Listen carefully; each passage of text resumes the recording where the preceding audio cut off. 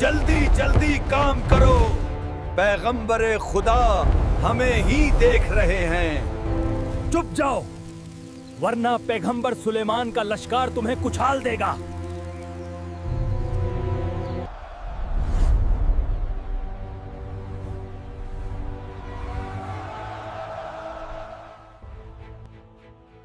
बिस्मिल्लाहिर्रहमानिर्रहीम। मोहतरम नाजरीन, अस्सलामु अलैकुम। आज की वीडियो में हम पैगंबर खुदा हज़रत सुलेमान अलैहिस्सलाम की बेमिसाल और वसीओ अरीज़ सल्तनत के बारे में आपको बताएंगे। हज़रत सुलेमान अलैहिस्सलाम पैगंबर खुदा हज़रत दाऊद अलैहिस्सलाम के बेटे थे। हज़रत सुलेमान अलैहिस्सलाम उन पैगंबरों में से एक थे जिन्हें मुकाम नबुव्वत के अलावा एक वसीओ अरीज़ और बेमिसाल हुकूमत मिली। आपका इसमें ग्रामी कुरान में 17 बार आया है। आपका सिलसिला नसब 11 वास्तों से हज़रत याकूब अलैहिस्सलाम तक पहुँचता है। वो बनी इसराइल के अज़ीमुल मर्तबत पैगंबरों में से हैं। जनाब सुलेमान अलैहिस्सलाम एक वसीओ अरीज़ हुकूमत के मालिक थे। जिन्नों, इंस, परिंदे, चरिंदे और हवा सब कुछ उनके ताबे फरमान था और उनकी हुक्मरानी पूरे खित्ते अर्ज़ी पर थी। खुदावंद मुतआल आप अलैहिस्सलाम की तारीफ में यूं फरमाता है, और हमने दाऊद को सुलेमान जैसा फर्जंद अता किया जो बेहतरीन बंदा और हमारी तरफ रुजू करने वाला था।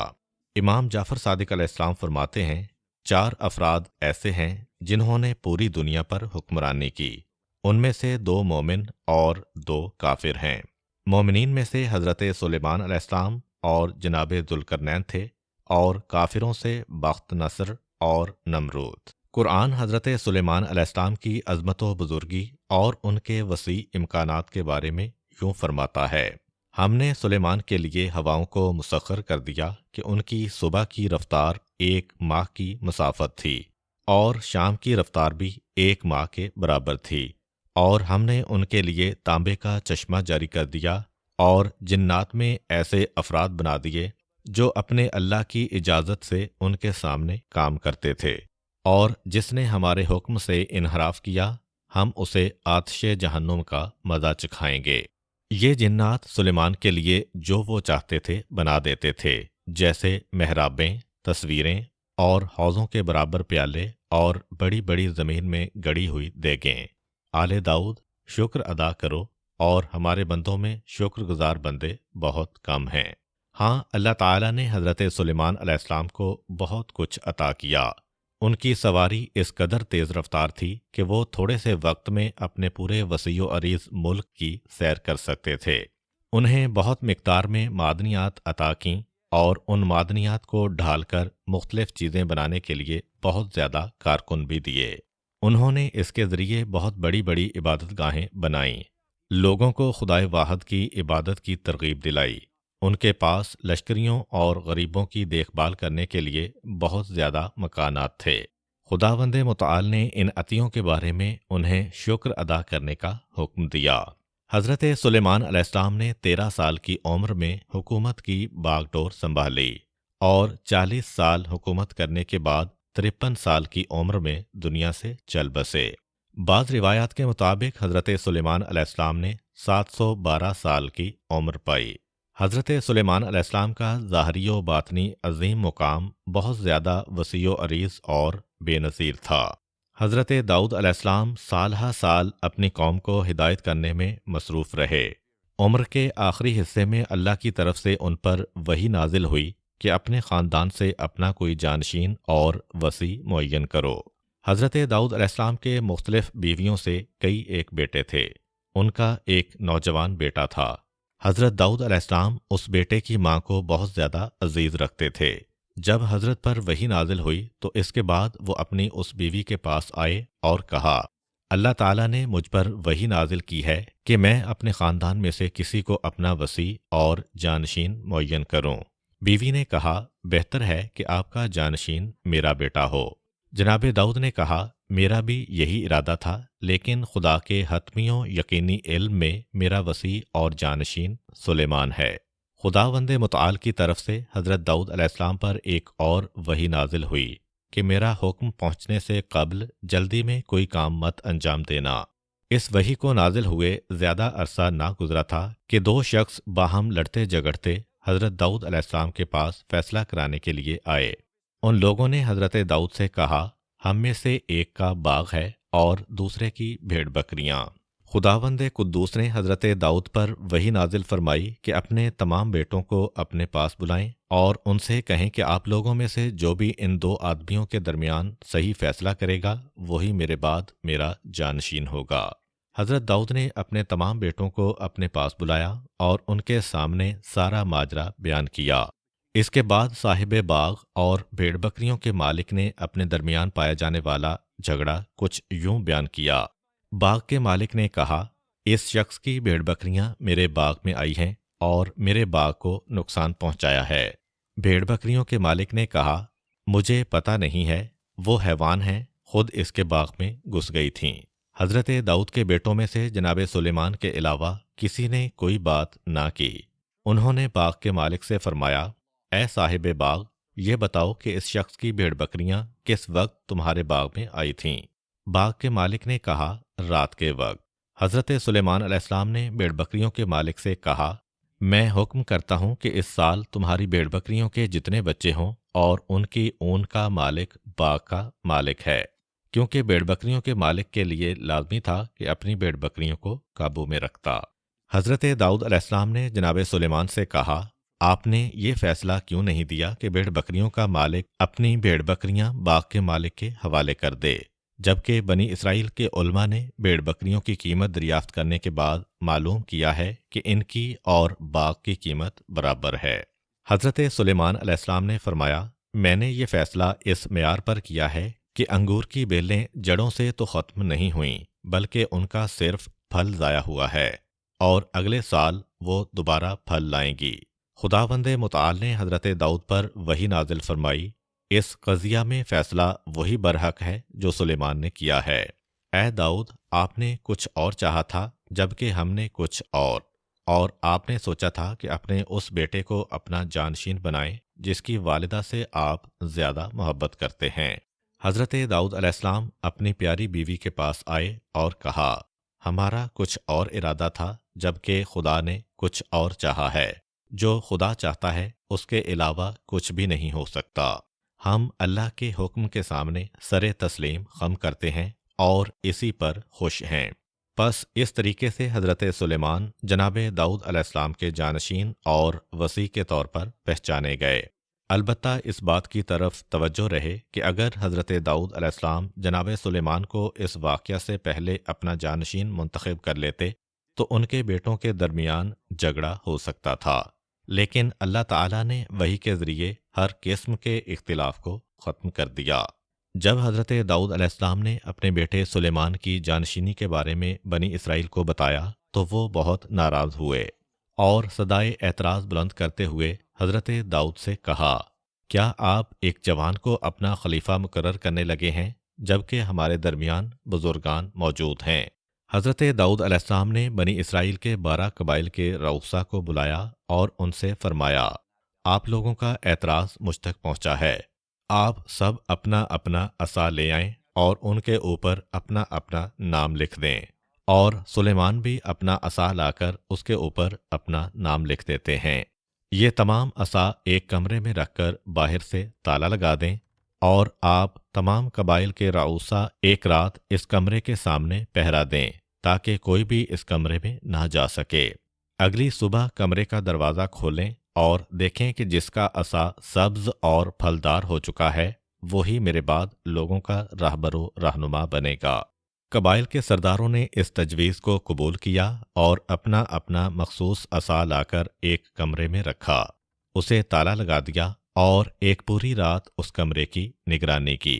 अगली सुबह उन लोगों ने हज़रत दाऊद अलैहिस्सलाम की इक्तदा में नमाज फ़जर अदा की और इसके बाद कमरे का दरवाज़ा खोला तो क्या देखते हैं कि सिर्फ हज़रत सुलेमान अलैहिस्सलाम का असा सब्ज़ और फलदार हो गया है। वो असा हज़रत दाऊद अलैहिस्सलाम के सुपुर्द किया। उन्होंने वो असा सबको दिखाया तो सब लोगों ने इसे कबूल किया। हज़रत दाऊद अलैहिस्सलाम ने अपने बेटों को मुखातिब करके कहा, ऐ मेरे बच्चों, कौन सी चीज़ सबसे ज़्यादा मीठी है? उन्होंने कहा, मोहब्बत। जनाब दाऊद बहुत खुश हुए और बनी इसराइल के दरमियान से गुजरते हुए अपने बाद जनाब सुलेमान को अपना जानशीन और लोगों का रहबर बनाने का ऐलान किया। अगरचे हज़रत सुलेमान अलैहिस्सलाम बुलंद मकाम पर फायज थे और आपको पूरी दुनिया पर हुक्मरानी हासिल थी, इसके बावजूद उनकी ज़िंदगी इंतहाई सादा थी और आपने कभी गुरूर व तकब्बुर ना किया था। रिवायात के मुताबिक आप अलैहिस्सलाम गोश्त का सालन और मैदे की पकी हुई नरम रोटियां मेहमानों के सामने रखते, उनके अहलो अयाल खुश्क और सख्त रोटियां खाते, जबकि खुद जौ की ऐसी रोटी तनावुल करते जिसके आटे से छान भी ना निकला होता था। हज़रत सुलेमान अलैहिस्सलाम ने अपने लिए कई एक बीवियां मुंतखब कीं। इससे आपका हदफ और मकसद ये था कि ज़्यादा बीवियों से ज़्यादा औलादें हों जो मुल्क हुकूमत चलाने और दुश्मन के साथ जिहाद करने के लिए उनकी मदद करें। इसी बिना पर उन्होंने फरमाया, मैं अपनी बीवियों से खलवत करूँगा और अनकरीब मुझे उनसे बहुत ज़्यादा बेटे नसीब होंगे जो तमाम के तमाम मेरे मददगार और जिहाद के मौका पर महाज़े जंग के सिपाही होंगे। उन्होंने ये बात करते वक्त सिर्फ अपनी ज़ात और अपनी बीवियों पर भरोसा किया और अल्लाह को बुला दिया, यानी इंशाअल्लाह ना कहा।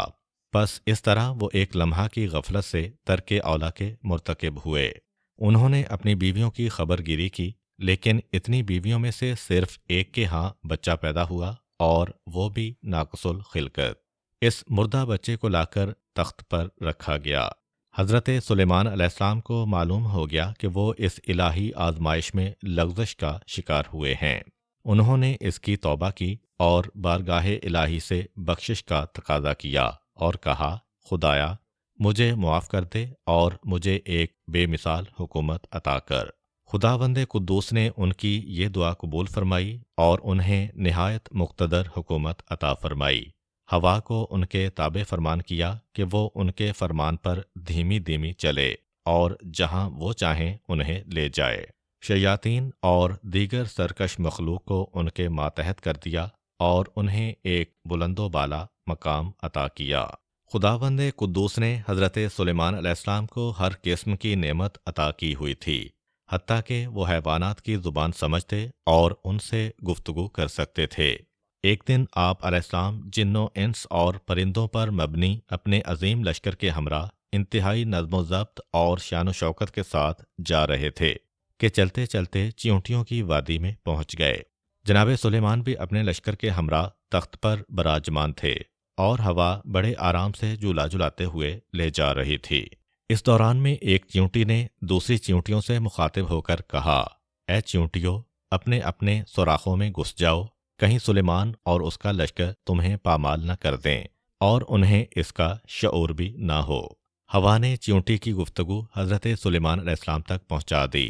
आप वहां पर रुके और नौकरों को हुक्म दिया कि इस चींटी को मेरे पास लाया जाए। नौकरों ने फौरन उस चींटी को उनकी खिदमत में हाजिर किया। जनाब सुलेमान ने उस चींटी से फरमाया, क्या तुम्हें मालूम नहीं है कि मैं खुदा का पैगंबर हूँ और पैगंबर कभी किसी पर जुल्म ज़्यादती नहीं करता। चींटी ने कहा, हाँ मैं ये बात जानती हूँ। हज़रत सुलेमान ने फरमाया, फिर तुमने चींटियों को मुझसे क्यों डराया? चींटी ने अर्ज़ किया, मैं इस बात से डरी थी कि ये चींटियाँ आपकी शान शौकत और ज़र्क बर्क देखकर दुनिया की दीवानी न हो जाएं और खुदा को न बुला दें। मैं चाहती थी कि वो अपने अपने सुराखों में घुस जाएं और आपका जाहो हशम न देखें। इसके बाद चींटी ने अर्ज़ किया, क्या आपको इल्म है कि अल्लाह ताला ने अपनी अजीम तरीन मखलूक़ात में से हवा को आपके ताबे क्यों करार दिया है? जनाब सुलेमान ने फरमाया, इस बारे में मुझे इल्म नहीं है। चींटी ने कहा, इसकी वजह यह है कि आपको जता दिया जाए कि ये तख्त और ये सल्तनत हरगिज़ दायमी चीज़ें नहीं हैं और इनका इन्हिसार हवा पर है। हज़रत सुलेमान अलैहिस्सलाम चींटी की इस पुरमानी नसीहत पर मुस्कुरा दिए और ये मुस्कुराना इबरत का मुस्कुराना था। हज़रत सुलेमान अलैहिस्सलाम ने बड़ी शान शौकत, रोबदाब और बेमिसाल कुदरत व ताकत के ज़रिए हुकूमत की। उनका दारुल खिलाफा शाम में बैतुल मुक़द्दस था। खुदावंद मुतआल ने अजीम कुदरत और वसी इम्कानात उनके इख्तियार में दे रखे थे, हत्ता कि आसमानी बिजली की कड़क, चमक, हवा, जिन, इंस परिंदे चरिंदे और दीगर तमाम हैवानात आपके हुक्म के ताबे थे। आप सबकी ज़ुबान समझते थे।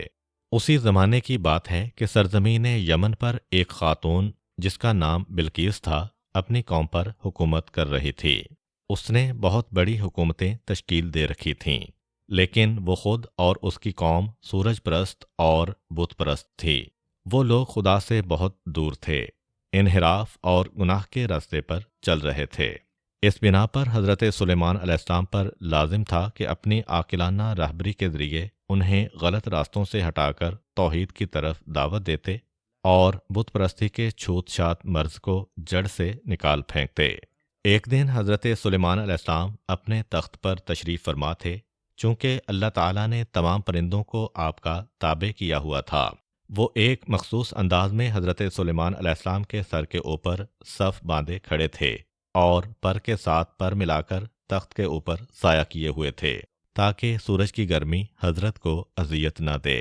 परिंदों में से एक परिंदा हुदहुद गायब था। उसकी अदम मौजूदगी इस चीज़ का बायस बनी कि परिंदों के दरमियान में से उसकी जगह खाली थी और वहाँ से धूप तख्ते सुलेमान पर पड़ रही थी। हज़रत सुलेमान अलैहिस्सलाम ने देखा कि एक सुराख से तख्त पर सूरज की धूप पड़ रही है। उन्होंने ऊपर देखा तो मालूम हुआ कि हुदहुद गायब है। उन्होंने पूछा, हुदहुद क्यों नज़र नहीं आ रहा?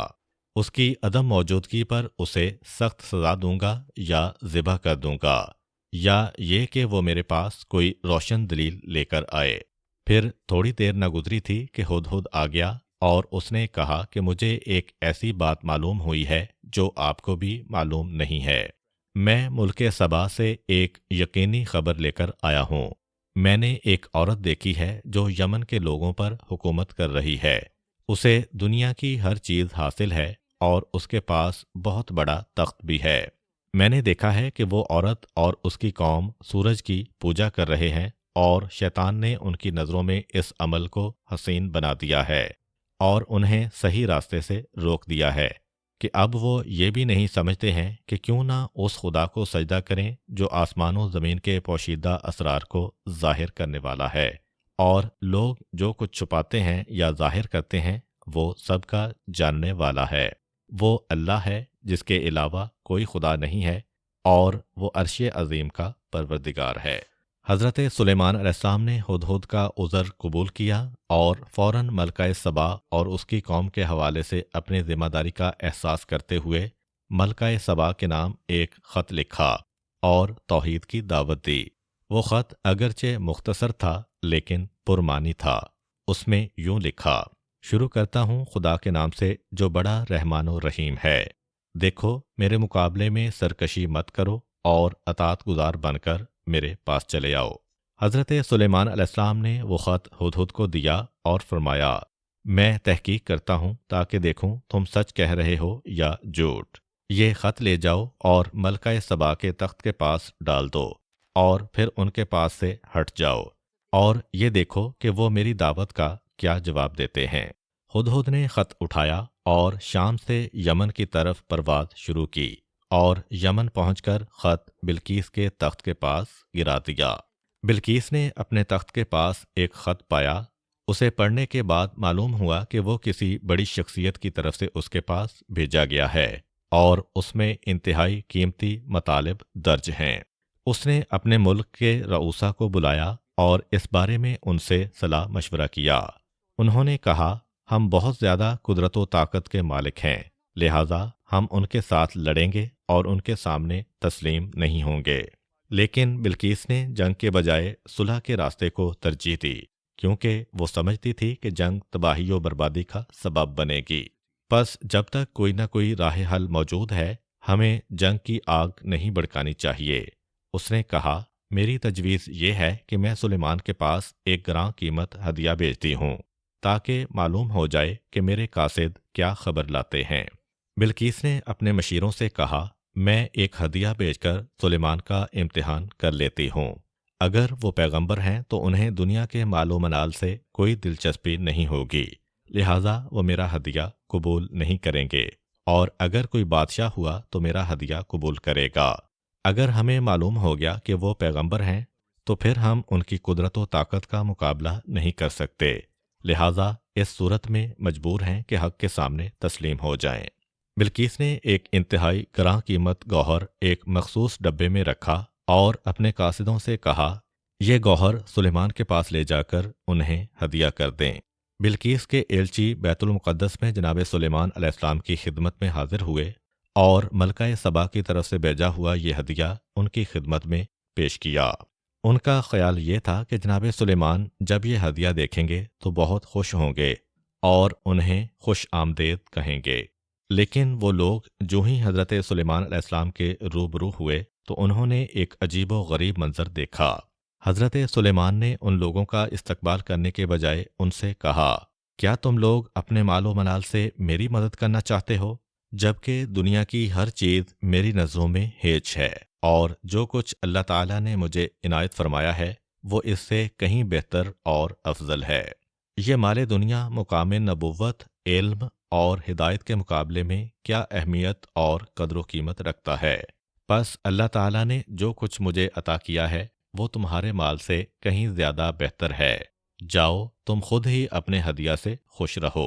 ہاں، یہ تم لوگ ہو جو دنیا کے زرق برق ہدایہ سے مرعوب ہو جاتے ہو، لیکن میری نگاہ میں ان کی کوئی قدر و قیمت نہیں ہے۔ اس کے بعد جناب سلیمان علیہ السلام نے ملکہ سبا کے قاصدوں کو دو ٹوک الفاظ میں کہا، تم لوگ ملکہ سبا اور اپنے ملک کے سرداروں کی طرف واپس چلے جاؤ، لیکن یہ بات کان کھول کر سن لو، ہم عنقریب ایک بہت بڑے لشکر کے ہمراہ ان کے پاس آئیں گے کہ وہ اس کا مقابلہ نہیں کر سکیں گے، اور ہم انہیں یمن کی آباد سرزمین سے باہر نکال دیں گے، جبکہ وہ اس وقت انتہائی ذلیل و خوار ہو جائیں گے۔ ملکہ سبا کا قاصد اپنے ہمراہیوں سمیت یمن واپس پلٹ گیا اور اس نے حضرت سلیمان علیہ السلام کے بلند و بالا مقام، ان کی فوج کی قوت و طاقت اور ہدیہ قبول نہ کرنے کے بارے میں ملکہ سبا کو مکمل گزارش دی۔ بلقیس سمجھ گئی کہ حضرت سلیمان علیہ السلام کے فرمان، جو کہ حق اور توحید کا فرمان ہے، کے سامنے سر تسلیم خم ہونا پڑے گا، کیونکہ اپنی اور اپنی قوم کی سلامتی کے لیے اس کے علاوہ کوئی اور چارہ کار نہیں ہے کہ حضرت سلیمان علیہ السلام کے ساتھ ملحق ہو جائے۔ یہ ارادہ کرنے کے بعد بلقیس نے اپنی قوم کے اشراف کو ہمراہ لیا اور یمن سے شام کی جانب روانہ ہوئی تاکہ اس بارے میں قریب سے زیادہ تحقیق کرے۔ جب حضرت سلیمان علیہ السلام کو یہ معلوم ہوا کہ بلقیس اور اس کی قوم کے بزرگان شام آ رہے ہیں تو آپ نے حاضرین سے فرمایا، تم میں سے کون ہے کہ جو ان لوگوں کے یہاں پہنچنے سے پہلے ملکہ سبا کا تخت میرے سامنے حاضر کرے؟ جنات میں سے ایک بڑے جن نے کہا، میں اتنی جلدی لے آؤں گا کہ آپ اپنی جگہ سے بھی نہ اٹھیں گے۔ لیکن آصف بن برقیہ کہ جن کے پاس کتاب کے ایک حصے کا علم تھا، انہوں نے کہا، میں اتنی جلدی لے آؤں گا کہ آپ کی پلک بھی نہ جھپکنے پائے گی۔ ابھی ایک لمحہ بھی نہ گزرا تھا کہ جناب سلیمان علیہ السلام نے تخت بلقیس اپنے سامنے موجود پایا تو فوراً کہا، یہ تو میرے پروردگار کا فضل و کرم ہے تاکہ وہ مجھے آزمائے کہ میں شکر ادا کرتا ہوں یا کفران نعمت کرتا ہوں۔ اس کے بعد حضرت سلیمان علیہ السلام نے حکم دیا کہ اس تخت کو مناسب مقام پر سجاؤ تاکہ جب بلقیس آئے تو اس سے پوچھیں کہ یہ تخت تمہارا ہے یا نہیں، تو بھلا وہ کیا جواب دیتی ہے۔ زیادہ دیر نہیں گزری تھی کہ بلقیس اپنے افراد کے ہمراہ پہنچ گئی۔ کسی شخص نے اس کے تخت کی طرف اشارہ کیا اور بلقیس سے کہا، کیا آپ کا تخت اس طرح کا ہے؟ بلقیس سمجھ گئی کہ یہ اس کا اپنا تخت ہے جسے اس کے آنے سے قبل معجزے کے ذریعے یہاں لایا گیا ہے۔ اس نے جب یہ معجزہ دیکھا تو تسلیم ہو گئی اور دین سلیمان علیہ السلام کو قبول کر لیا۔ اس سے قبل بھی وہ حضرت سلیمان علیہ السلام کی نبوت کی حقانیت کی نشانیاں دیکھ چکی تھی۔ بہرحال اس نے دین و آئین سلیمان قبول کیا، اور مشہور قول کے مطابق یہ ہے کہ اس نے حضرت سلیمان علیہ السلام سے شادی کر لی تھی۔ اس کے بعد دونوں نے مل کر لوگوں کو خدا پرستی کی طرف ہدایت کی۔ بلقیس کے آنے سے پہلے حضرت سلیمان علیہ السلام نے حکم دیا تھا کہ محل کا ایک صحن صاف شفاف شیشے سے بنایا جائے اور اس شیشے کے نیچے سے پانی جاری کیا جائے۔ جب بلقیس اپنے افراد کے ہمراہ محل میں داخل ہوئی تو ایک نوکر نے کہا کہ محل کے اس صحن میں داخل ہوں۔ ملکہ جب صحن میں داخل ہوئی تو اس نے خیال کیا کہ پورا صحن پانی سے بھرا ہوا ہے، لہٰذا اس نے پنڈلیوں تک اپنے پائنچے اوپر اٹھا لیے تاکہ پانی کے اندر سے گزر سکے، جبکہ وہ حیرت میں گم تھی کہ پانی کا یہاں پر کیا کام۔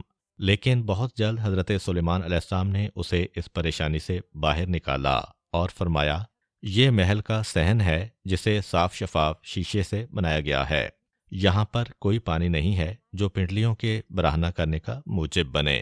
اس کے بعد ملکہ سبا نے دعوت سلیمان علیہ السلام کی حقانیت پر متعدد نشانیاں دیکھیں اور یہ بھی مشاہدہ کیا کہ اس قدر قدرت و طاقت رکھنے کے باوجود ایسے اچھے اخلاق کے مالک ہیں کہ جو بادشاہوں کے ساتھ بالکل نہیں ملتے، لہٰذا وہ سچے دل کے ساتھ حضرت سلیمان علیہ السلام کی نبوت پر ایمان لے آئی اور صالحین کی صف میں شامل ہو گئی، جیسا کہ قرآن اس کی ترجمانی کرتے ہوئے فرماتا ہے۔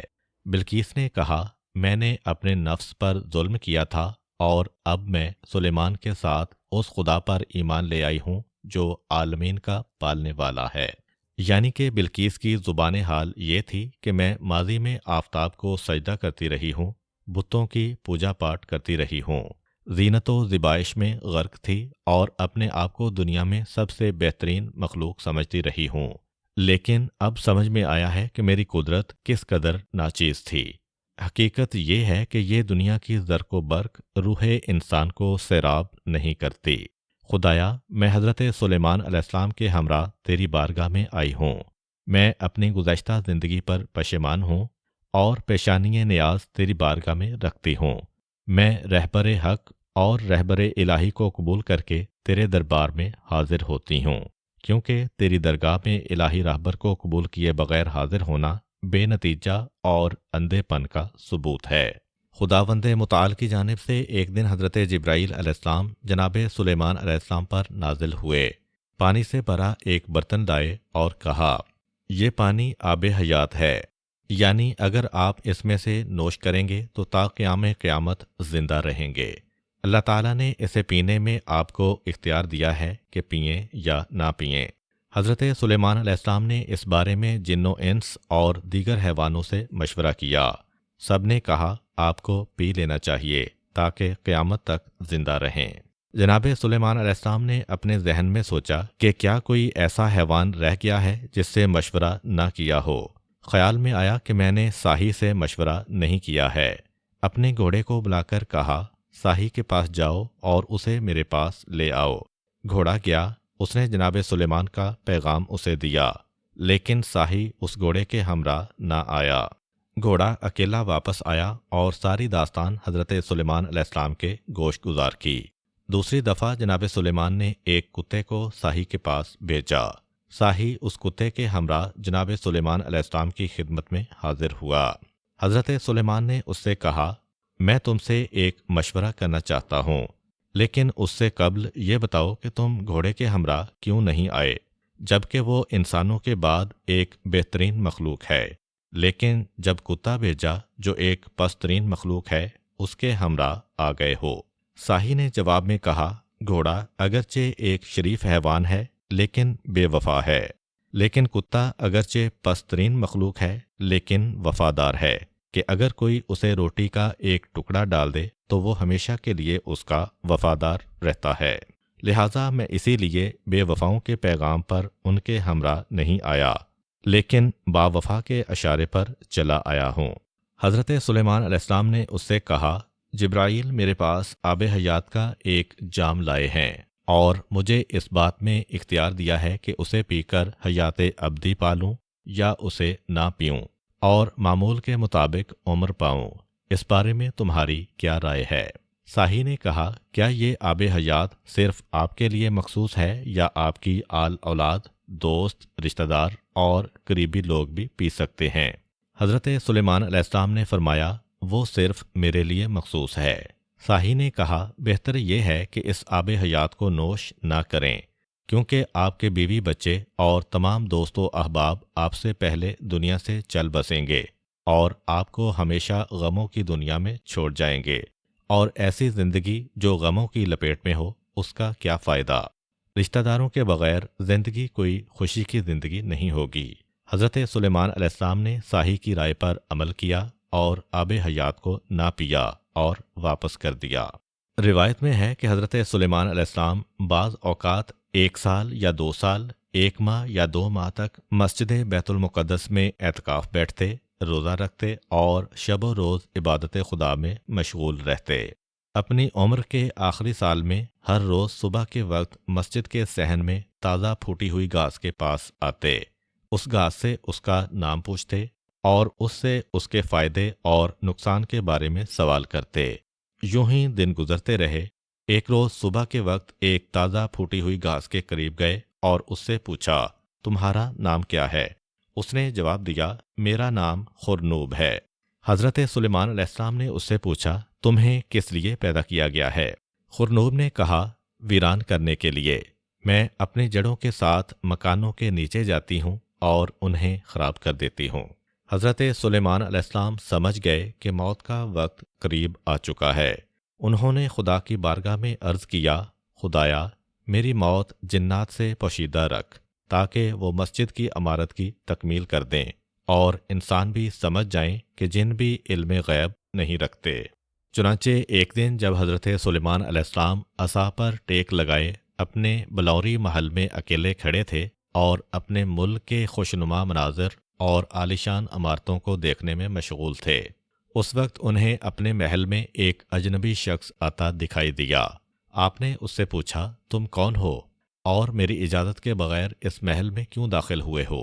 اس نے جواب دیا، میں وہ شخص ہوں کہ جسے مکانوں اور حویلیوں میں داخل ہونے کے لیے کسی سے اجازت لینے کی ضرورت نہیں۔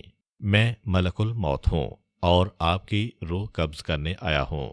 جب حضرت سلیمان علیہ السلام نے اس کا نام سنا اور انہیں پتہ چلا کہ وہ کس افسوسناک مقصد کے ساتھ آیا ہے تو لرز گئے اور کہنے لگے، کیا تم مجھے اتنی مہلت دے سکتے ہو کہ میں اپنے کام کی جانچ پڑتال کر لوں؟ فرشتے نے کہا، ایسا نہیں ہو سکتا، اور پھر انہیں بیٹھنے تک کی مہلت دیے بغیر ان کی روح قبض کر لی۔ اس کے بعد حضرت سلیمان علیہ السلام کا بے جان جسم ایک طویل مدت تک عصا کے سہارے کھڑا رہا۔ ان کے لشکری جب محل کی بلوری دیواروں میں سے دیکھتے تو وہ خیال کرتے کہ حضرت سلیمان زندہ ہیں اور اندر سے انہیں دیکھ رہے ہیں۔